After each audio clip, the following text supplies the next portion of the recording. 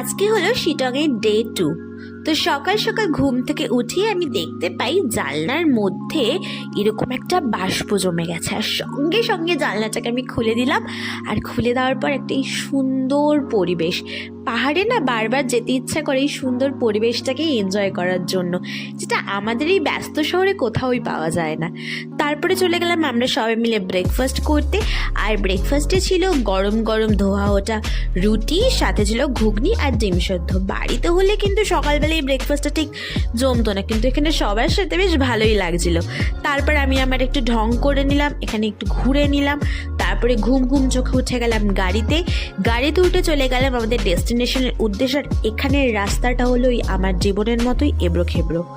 অনেক চেষ্টা করা হচ্ছে গাড়ি যেন সুন্দরভাবে যায়, গাড়ি যেন সুন্দর করে যাচ্ছেই না।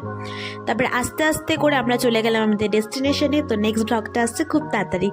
টাটা, সবাই ভালো থেকো।